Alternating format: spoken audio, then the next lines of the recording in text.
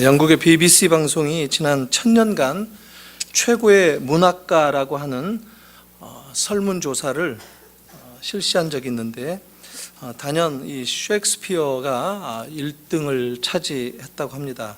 거기에 이어서 두 번째로 여류 작가죠. 제인 오스틴이라고 하는 사람이 두 번째로 뽑혔다고 합니다.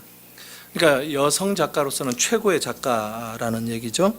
이 오스틴의 대표작은 우리가 아마 다들 들어보셨고 영화도 많이 나왔는데 오만과 편견이라고 하는 작품입니다. 산업혁명을 겪으면서 아주 급격한 사회적인 변화를 거치는 그런 상황 가운데 여성의 지위가 여전히 남성에게 종속되어 있는 채로 있지만 이 결혼 제도 안에 숨겨진 사회적인 이 위선을 포착해서 드러내는 그런 작품이죠.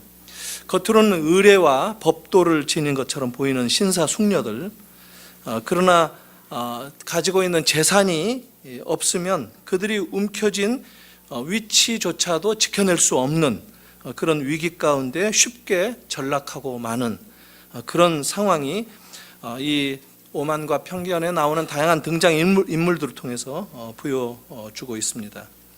지위 고하나 남자 여자를 막론하고 모두 실속 챙기기에 바쁜 그런 모습을 보여주죠. 작가는 아주 특별히 이 반어적인 구사, 특별히 이 대화, 이 문체가 수려하기 때문에 오늘날 이 중고등학생들이 영어 공부하는 데 있어서도 아주 교재로 쓰일 정도가 되어 있죠. 그런 이 대화를 통해서 상류 사회의 그 이중성을 잘 드러내기도 하고 또 당시 사회에 만연되었던 성, 계급 이런 것에 대한 이 자존심 또 컴플렉스 이런 것들이 사라질 때 서로가 서로를 진실하게 바라볼 수 있다라고 하는 이 사랑의 가장 기본을 얘기하는 그런 작품이기도 합니다. 그 사랑에 있어서 위선의 감정 그리고 그 심리를 오만이라고 하는 또 편견이라고 하는 인간의 어떤 본능적인 그런 기제와 더불어서 말하고 있죠.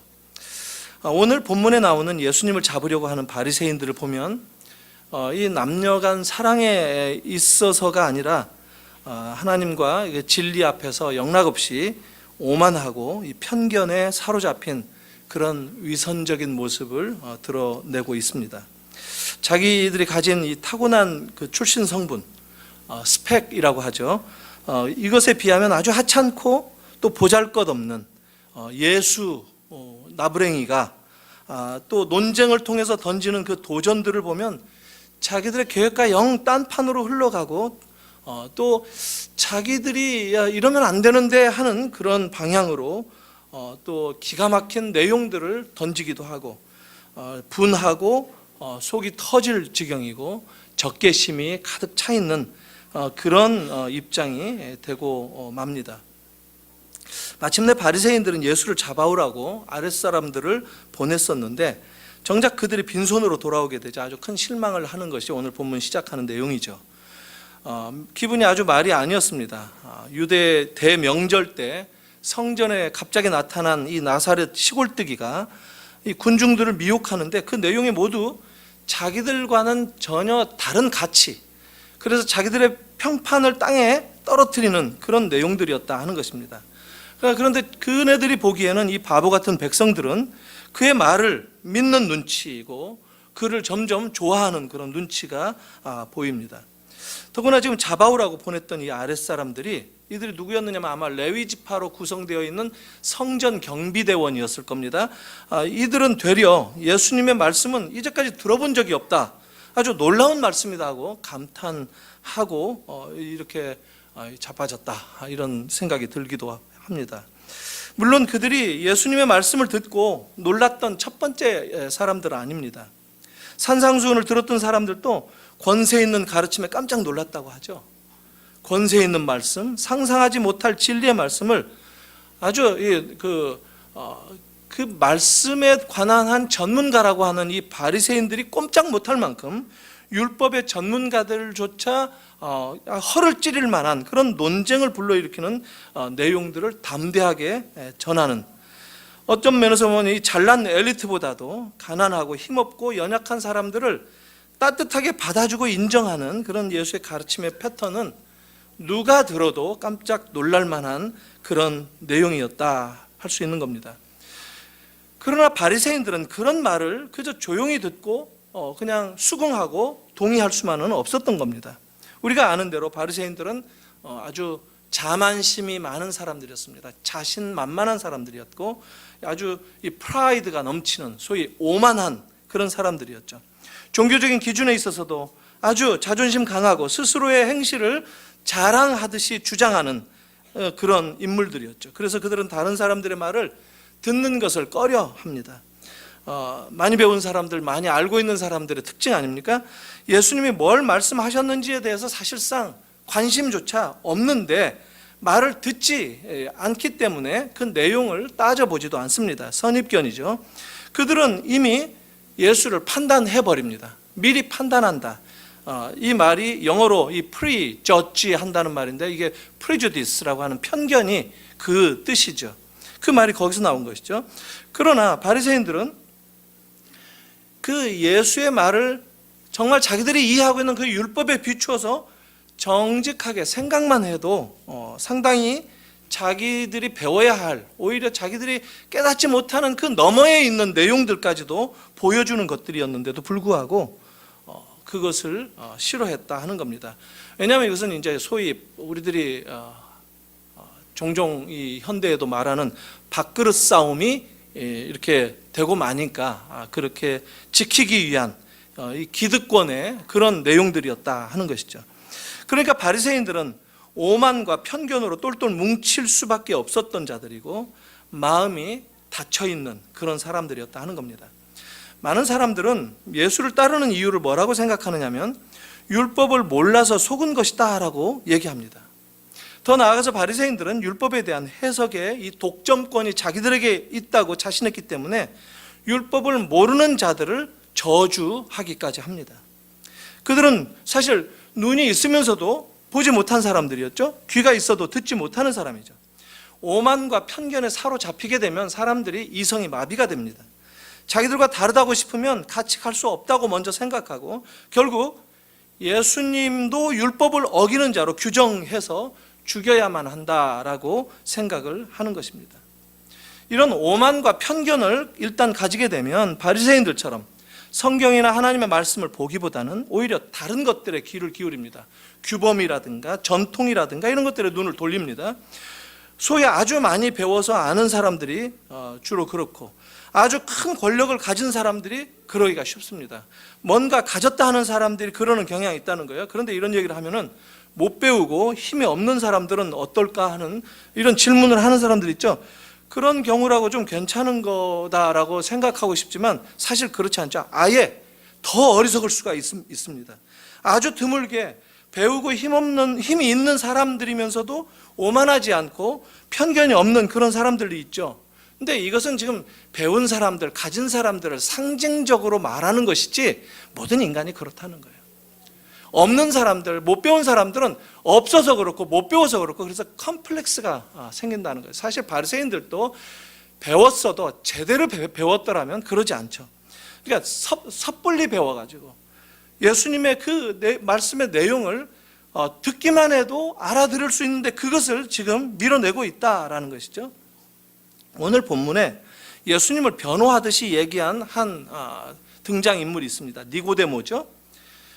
니고데모는 유대의 높은 관직에 있던 율법의 전문가이기도 합니다. 사네드린이라고 유대 소위 오늘날로 국회의원, 바로 유대의 사네드린 멤버 가운데 한 사람입니다. 똑똑하고 잘난 사람이죠. 권력도 가졌던 사람이죠.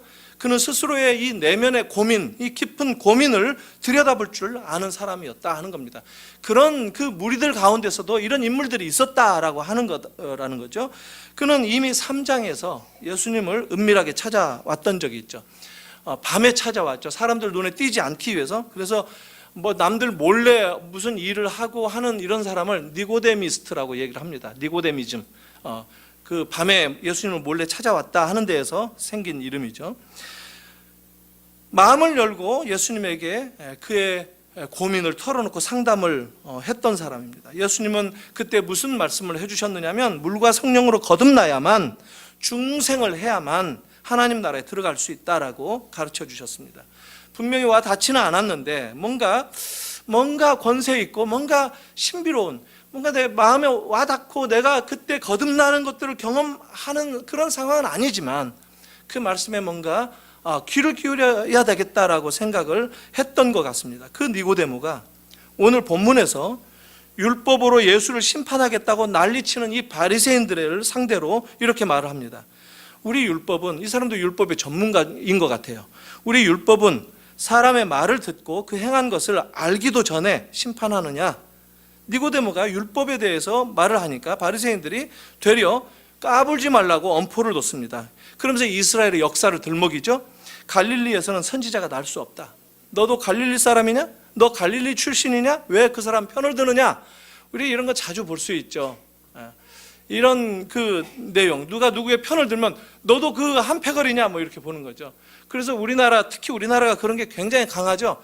우파 쪽에 말을 하면은 너 우익이지 그러고, 또 좀 이렇게 좌쪽에 치우친 내용을 얘기하려면 너 좌파지 이렇게 얘기하는 아주 심각한 그런 갈등들이 바로 있는데, 이게 이 유대인들도 지금 그런 내용을 보여주고 있습니다. 너 갈릴리 사람이냐? 여기서 사용된 용어가 현재형 시제인데 정확하게 번역을 하면 갈릴리로부터는 한 선지자도 나오지 않는다, 이런 얘기입니다. 어떤 사본에는 그 선지자로 되어 있다라고 얘기해서 갈릴리에서는 메시아가 나오지 않는다, 이렇게 해석하기도 합니다. 어떻든지 간에 선지자 요나가 갈릴리 출신이에요. 그러니까 이 바리새인들이 얘기하는 말은 일단 사실관계에 있어서 틀린 말인데, 이렇게 덤태기를 씌우다 보니까, 마구 얘기를 남발하다 보니까 자기들이 무슨 얘기를 하는지, 틀린 얘기를 하는지조차도 모른다라고 얘기할 수 있습니다. 열왕기하 14장 25절 보면 요나 선지자가 갈릴리 출신이다라는 것이 분명히 나옵니다. 바리새인들은 눈이 어두워지니까 그런 사실조차도 간과합니다. 아니, 따지고 보면 이 사람들은 성경을 잘 몰라요. 율법을 잘 몰라요. 율법을 전통에 비춰서 해석된 어떤 관례, 관습, 이거 겨우 붙들고 자기들은 율법을 안다라고 주장을 했던 것이 더 큽니다. 하지만 오늘 본문 7장에서 대제사장이라든가 바리새인들, 이 사람들을 제외하고 다른 인물들은 예수님의 말씀에 오히려 귀를 기울입니다. 그들의 귀 기울인 예수님의 메시지, 이 메시지가 뭐였습니까? 7장에서 예수님이 선포하신 메시지는 지난 시간에 이 그 4장에서 사마리아 여인 살펴보면서 얘기했던 주제하고 놀랍게도 같습니다. 생수에 관한 메시지입니다. 생수. 누구든지 목마른 사람은 내게로 와서 생수를 마시라. 근데 이 절기가 초막절 절기였어요. 초막절. 지금 장막절이라고도 하는데, 이게 지금 오늘날로 말하면 추수 끝나고 추수감사 주일처럼 성대하게 잔치하는 모든 유대 절기 가운데 마지막 절기가 이 초막절입니다. 이 초막이라는 말은 이 텐트라는 말이에요. 텐트. 이 숫가라고 하는 이 히브리 말이 숫꽃이라는 곳에 이스라엘 백성들이 진을 쳤을 때 거기에서 이제 텐트를 쳤다라고 하는 데서 얘기를 하는 이 초막절인데, 그 초막절 행사의 하이라이트는 마지막 날입니다. 마지막 날. 초막절은 마치 모든 유대인들이 예루살렘에 모여서 그 함께 성인 이 남자들 중심으로 성전이 있는 예루살렘에 모여서 그 광야 시절 이스라엘 백성들이 출애굽한 이후에 한 40여 년 가까이 살았던 그 시절을 회상하면서 기념하면서 보내는, 그러면서 하나님의 은혜가 그 광야 생활 가운데 어떻게 임했었는가 하는 것들을 기념하는 그런 축제, 절기였습니다. 그러니까 초막절은 이스라엘의 광야 시절에 천막 생활했잖아요. 초막을 짓고 살았단 말이죠. 그것을 기억하면서, 특히 광야는 척박한 곳이죠. 물이 없는 곳이죠. 샘이 없는 곳입니다. 시냇가도 없는 곳이에요. 사막이에요. 사막. 그 물도 없는 광야에서 하나님은 반석 가운데에 물이 솟아나게 하셔서 이스라엘 백성들을 목마르지 않게 인도하셨다. 이것을 기념하는 겁니다. 40여 년 동안 가나안에 들어갈 동안 그들이 물이 없어서 죽은 경우는 단 한 번도 없었다라는 겁니다.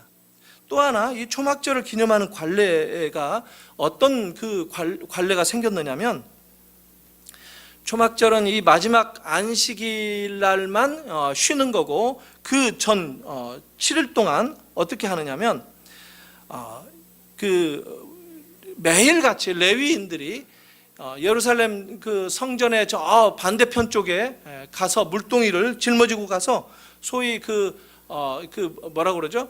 실로암 연못이라고 하는 실로암 그 물을 떠다가 성전으로 퍼 나르는 그런 일을 이렇게 행하는 관례가 생겼습니다. 그래서 성전에 가져와서 성전 제단 아래 붓고 황금으로 된 잔에도 채우고 하는 이런 의식이 있었어요. 그러니까 이 실로암 우물이라는 말은 고대 이름은 기흔샘이다라고 알려지고 있습니다. 그러니까 예루살렘 사람들을 먹이는 그 물의 수원, 근원이다라고 할 수 있는 곳이 이 실로암 우물이었어요. 이 초막절 관례, 물을 길어내는 그 관례가 광야 시절에 물 없을 때 하나님이 물을 공급하신 것을 기념하는 관례였어요. 대제사장이 앞장서서 레위인들, 물 떠오는 레위인들을 이끌어서 도시 거리를 가로질러서 우물까지 갔다가 성전으로 되돌아오는 이런 의식이 초막절 행사였습니다. 이 물이 들어오는 그 성전의 그 문을 거기서 따가지고 수문이라고 하는데 워터게이트라는 말입니다. 이 워터게이트가 거기서 생긴 말입니다. 미국은 보면 자기네들 가진 거 사실 원래부터 자기네들이었던 거 아무것도 없어요. 다 지명이라든가 뭐 사람 이름이라든가 이런 것들조차도 전부 다 이스라엘에서부터 시작해서 영국에서 유럽에서 뭐 다 죄다 갔다가, 인종도 마찬가지예요. 사람들도 잡탕이 다 모여가지고, 좀 너무 거칠었나요? 혼혈 모여가지고 미국을 이뤘어요. 이민자들이 세운 나라가 미국 아닙니까? 근데 이민자들을 안 받겠다라고 하면 이건 미국이 되기를 포기한다라고 얘기하는, 지금 전 세계가 어떻게 흘러가는지 참 야릇하죠. 잠깐 곁가지로 나갔는데 이 워터게이트가 이 성전에 들어간 한 문이었습니다.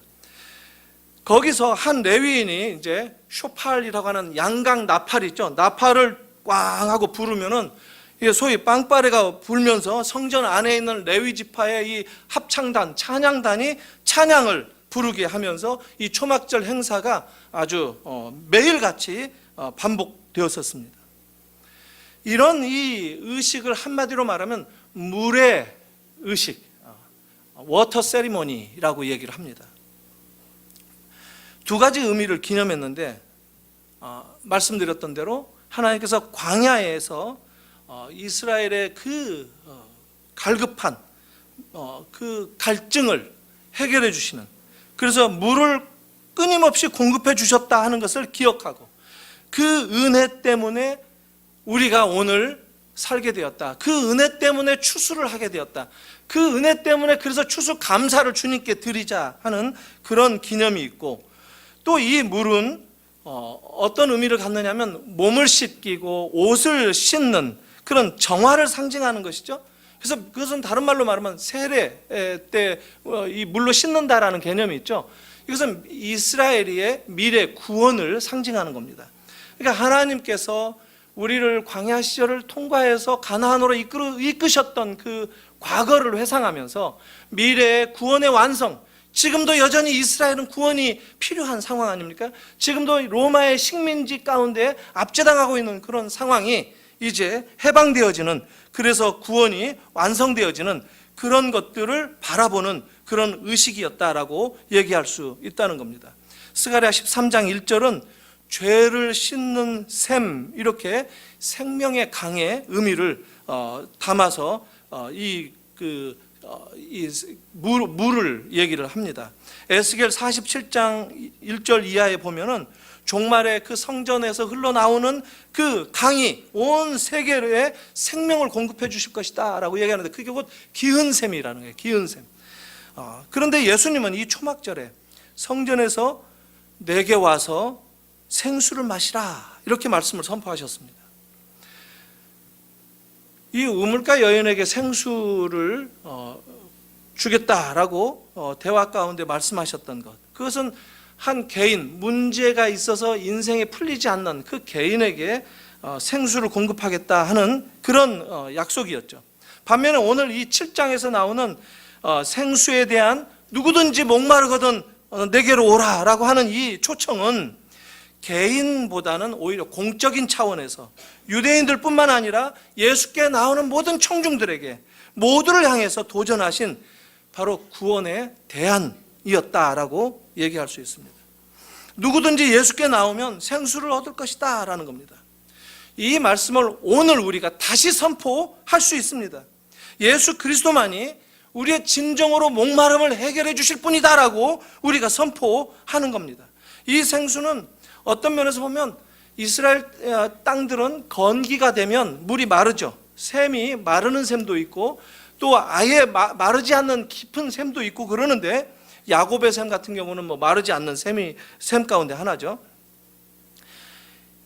이 예수님의 생수라는 것이 흐르는 물이라고 그랬죠. 이 리빙 워터라는 것은 이 고여있는 물이 아니라 흘러가는 시냇물과 같은 그런 물이라고 했는데, 이 생수는 그러기 때문에 고여있는 물도 아니고 죽은 물도 아니고 건기가 되고 겨울철이 되어도 마르지 않는, 그래서 언제나 사람들에게 유익을 주고 사람들을 살려내는 그런 물이다라고 해서 살아있는 물, 생수다, 생명의 물이다, 이렇게 얘기할 수 있다는 겁니다.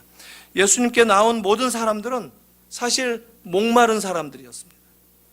예수를 체포하러 갔던 이 성전 경비대원들, 이 사람들도 사실 따지고 보면 목마른 사람들이었어요. 사마리아 여인도 자기 인생의 이 여러 가지 경험들을 하면서 자기가 정말 목마른 존재다라는 것을 깊이 깨달았던 사람이었죠. 니고데모도 예수님께 나왔는데 그 역시도 목마른 사람이었어요. 여러분은 어떻습니까?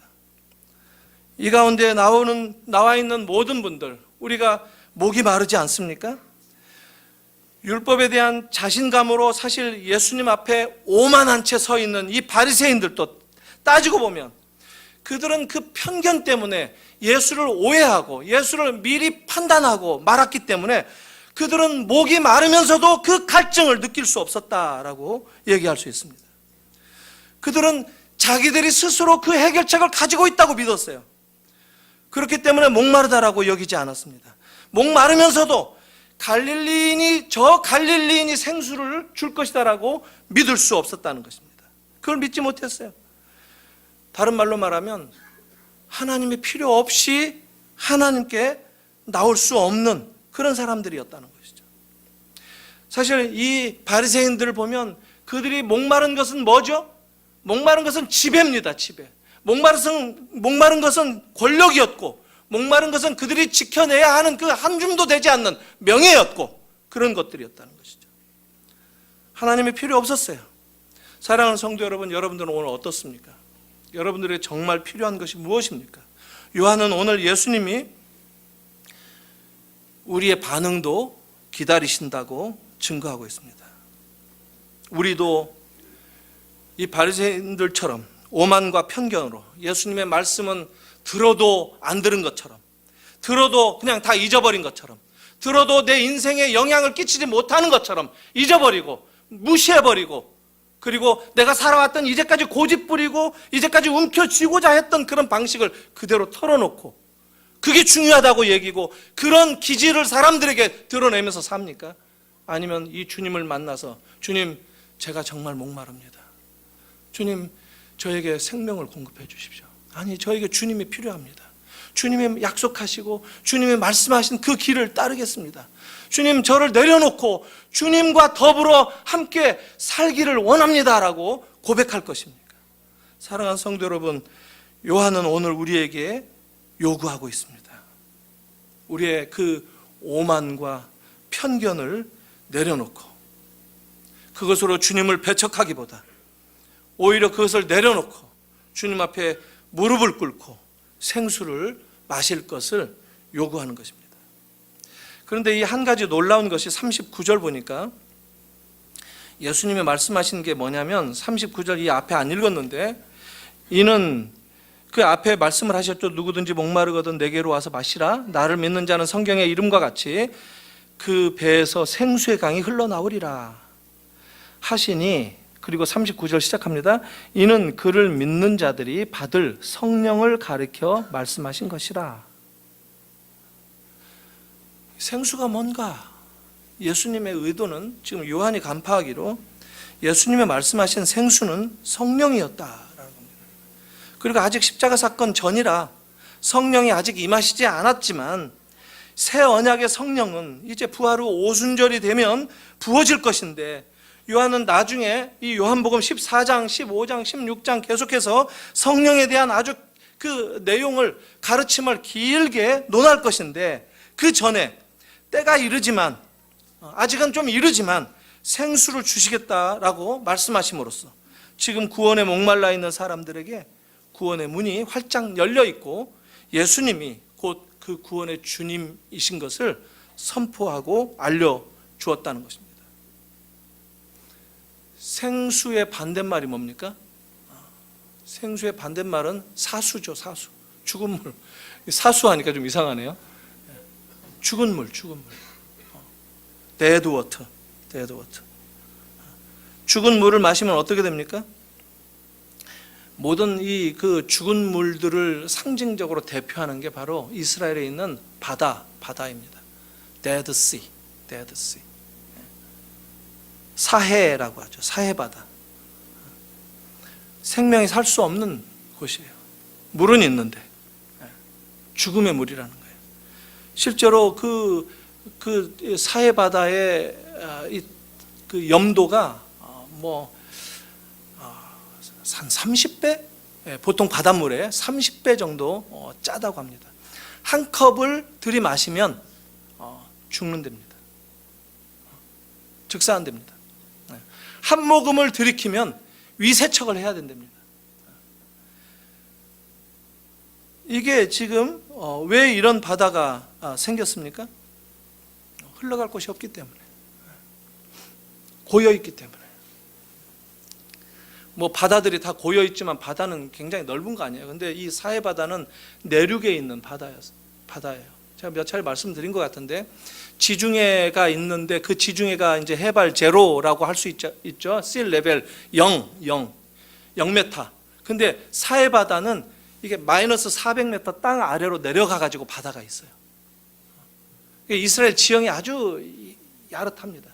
지중해가 있는데 산이 있다가 높은 유대 그 광야가 있다가 푹 꺾어져 가지고 지중해보다도 400m 더 아래로 내려가 가지고 바다가 있다는 거예요. 그러니까 이 지중해에서 바람이 불어오면 올라갔다가 굽이치니까 이 갈릴리도 마찬가지예요. 갈릴리는 한 150m 마이너스 해저 아주 낮은 곳에 있어요. 근데 이 갈릴리에서 흘러가는 그 물들이 모이는 곳이 사해바다예요. 그러니까 가장 낮은 곳으로 물이 흘러가요. 근데 거기 그 사해바다에서는 더 이상 물이 흘러갈 곳이 없어요. 물이 멈춰요. 그래서 받기만 해요. 더 이상 내어줄 곳이 없어요. 그래서 죽었다고 얘기를 하는 거예요. 우리 사람들도 그런 겁니다. 진리나 심지어 물질도 마찬가지죠. 받기만 하고 내어주지 못하는 사람들은 그 자체가 죽는다는 거예요. 죽음의 길을 가고 있다는 거예요. 사해바다, 생명이 살 수 없는 그런 물이 있지만 그런 죽음의 물이다라고 하는 것이죠.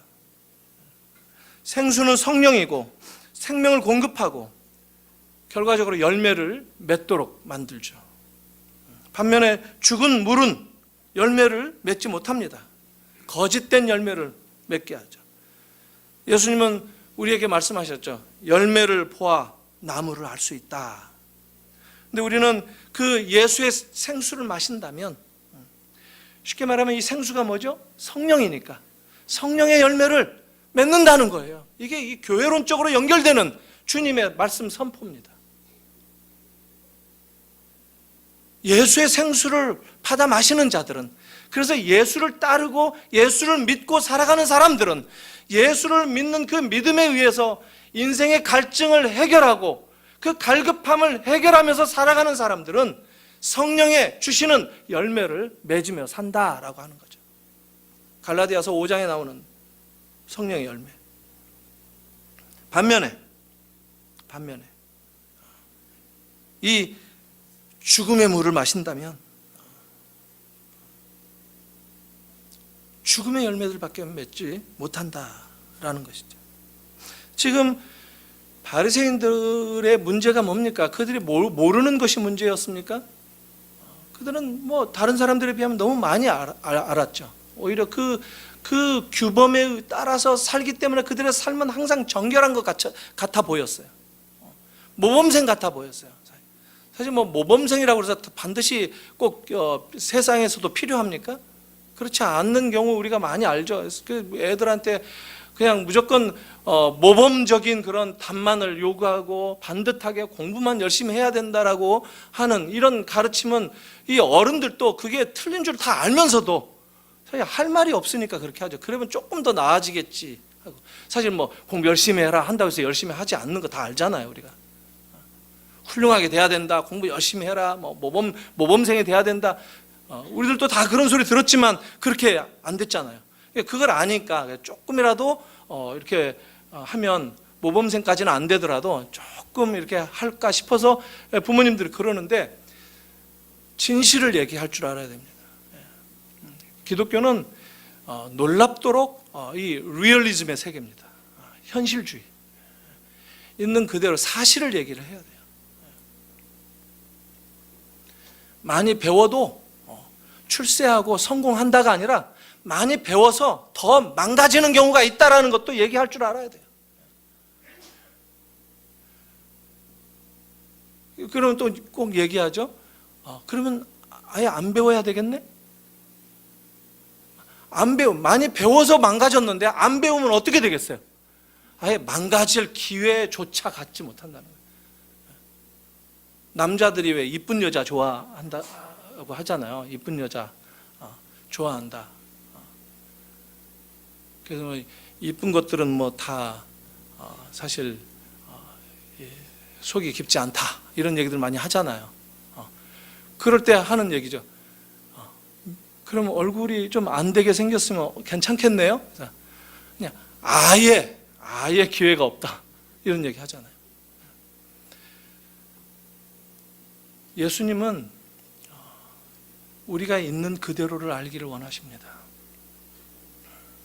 세상은 우리가 뭔가를 기대하고 그것을 가지게 되면 좀 더 괜찮으려니라는 생각을 하겠지만 그걸 가지게 되면 이 본능은 항상 또 다른 더한 것을 달라고 하는, 그렇게 그 어떤 것도 만족할 수 없는 거예요.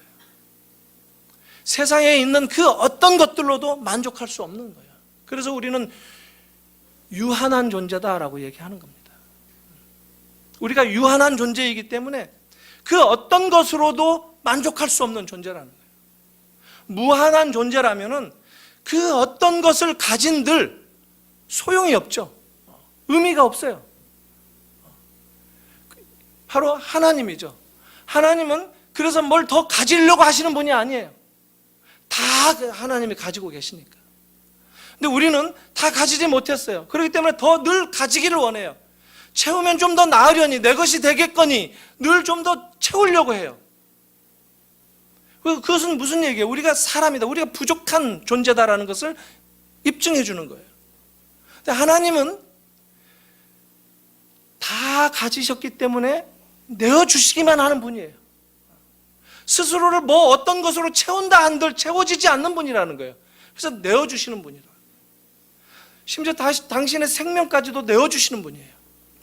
그런데 여기에 아주 이 기독교의 놀라운 지점이 있는데, 기독교를 이해하고 말고의 아주 결정적인 게 여기에 있는데, 하나님은 우리에게 그런 자리로 초청을 하셔서 우리를 초대하셔서 그 경험을 하게 해서 그 하나님의 신적인 그 성품을 한번 맛보라고 얘기해요. 맛을 보고 그것을 닮아가라고 얘기해요. 그것을 한번 따라보라고 얘기한단 말이에요. 이게 그리스도인들입니다. 우리로는 안 되죠. 우리는 한편으로는 이 불가능한 어떤 것들에 가려져 있어요. 유한적인 존재예요. 그러나 또 다른 한편으로 우리를 하나님이 초대하셔서 그 불가능한 것을 가능하게 해주는 그 놀라운 맛을 보여주셨어요. 그래서 우리는 이제 이 두 세계가 어떤 면에서 혼동할 수도 있죠. 이 두 세계의 발을 딛고 살 수 있는 그런 존재가 됐다는 거예요. 그래서 주님은 이쪽으로 발을 들이라고, 이것도 한번 행해보라고, 이제 걸음마만 하지 말고 한번 네가 제대로 달려보라고, 넘어지지 않는다고, 이리 뛰어 들어와 보라고, 신의 성품에 참여하라고 우리를 초대한 것입니다. 그게 예수를 닮는 삶이에요. 성령을 생수로 마시는 자는 그 생명 때문에 생명을 만들어내고 생명의 열매를 만들어내는데, 우리는 생수를 마셨기 때문에 생명 있는 열매를 맺어야 되는 그런 존재라는 거예요. 아예 우리가 받아 마셔서 새로 시작하는 자들이 아니라, 지금 예수님이 우리에게 내게 나와서 생수를 마시라라고 하는 그 시점은 이미 우리에게 있어서는 먼 과거가 되었다는 거예요. 이제 우리는 열매를 맺을 수밖에 없는 거예요. 그걸 마시면 조건이 되어서 열매를 맺고, 내가 안 마시면 내가 죽음의 물을 계속 마시면서 생명의 열매를 맺지 않겠다라고 하는 이 선택의 기로에 내가 놓여 있는 것이 아니라, 나는 이미 주님이 부른 자들이다라고 하고 눈을 뜨라는 거예요. 이게 주님이 우리에게 일깨워 주시는, 요한이 이 말씀이 2000년 전에 벌어졌던 예수님의 초대장인데, 이미 당신들이 이 초대 위에 삶을 살고 있지 않느냐라고 권하고 있다는 겁니다. 지나간 것이 아닙니다.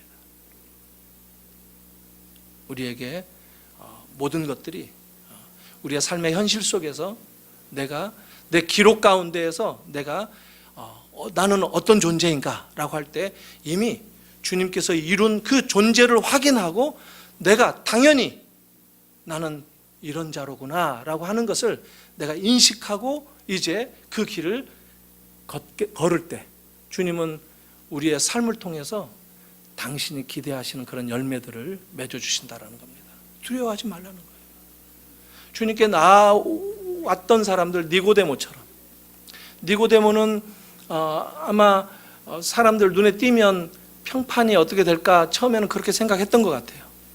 굉장히 아주 높은 관직에 있고 그 국회의원이나 된 사람인데, 저 나사렛 시골뜨기한테 가가지고 뭐 좀 이게 인생 상담을 했다, 이런 소문이 나면 어떨까 싶어서 아마 그래서 사람들 눈에 띄지 않으려고 밤에 찾아왔던 것 같아요. 그 니고데모가 지금 오늘 보여주는 것은 뭡니까?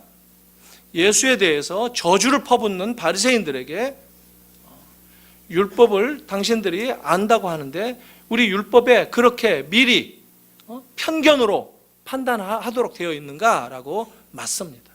그래서 오해를 받았죠. 너도 좌파냐? 오해를 받았죠. 아니요. 지금 니고데모는 예수님을 만나본 그의 느낌과 예수님의 그 생수를 주시는 그 능력을 이미 경험한 사람이 되었단 말이에요. 생수를 이미 마셔보니까 자기가 원하든 원치 않든 자기는 이미 그런 열매를 맺는 자리로 올라서고 있는 모습을 우리에게 보여주고 있다라는 거예요. 사랑하는 성도 여러분, 예수님 오늘 또 우리에게 말씀하십니다.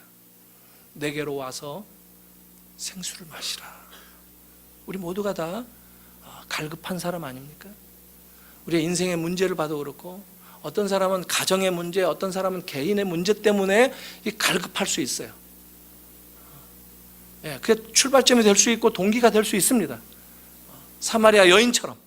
그러나 그 출발점으로 해서 주님이 원하시는 것은 이런 이제 공동체적인 이 갈급함을 해결하는 자리로 나아가도록 우리를 권고하신다라는 겁니다. 사랑하는 성도 여러분, 우리 교회가 늘 갈급한 교회가 되십시다.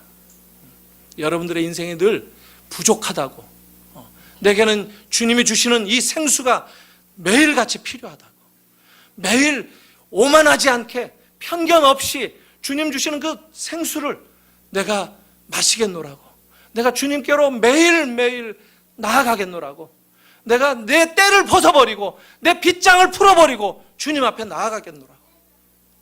내가 어떤 상황, 어떤 경험이 있다 할지라도 주님은 그런 나를 반갑게 맞이해 주신다. 그 생수를 받아 마시는 여러분들이 되기를 주님의 이름으로 축복합니다. 기도하겠습니다. 하나님 아버지, 은혜를 감사합니다. 우리의 인생 가운데 찾아오셔서 구원의 생수를 부어주신 그 주님, 오늘 그 생수의 근원 되시는 주님의 말씀을 다시 한번 저희들이 나누어 보았습니다. 율법을 붙들고 있었던 사람들이지만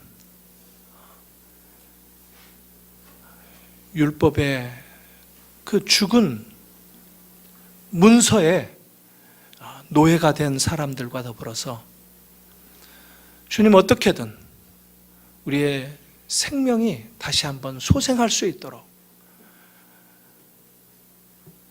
살아있는 물을 공급하시기를 원하셨던 그 주님, 오늘 우리 마음 가운데 성령이 그 생수인 것을 다시 한번 기억하며 우리 마음 가운데 역사하시는 성령님을 따라 주님을 고백하는 저희들 되게 하여 주시옵소서. 갈급합니다. 목마릅니다. 제가 부족합니다. 제가 연약합니다. 주님의 도움이 필요합니다. 어떤 자리에서든 주님께 아뢰고 무릎 꿇는 저희들 되게 하셔서 주님 인도하시는 그 새로운 생명수를 공급받으며 생명의 열매들을 맺으며 살아가는 주의 자녀들이 되기를 원하오니 주님 함께 해주시고 저희를 긍휼히 여겨주셔서 저희들과 더불어서 하나님 나라의 복된 열매들이 우리의 삶을 통하여서 맺혀지도록 인도하여 주시옵소서. 예수님의 이름으로 기도하옵나이다. 아멘.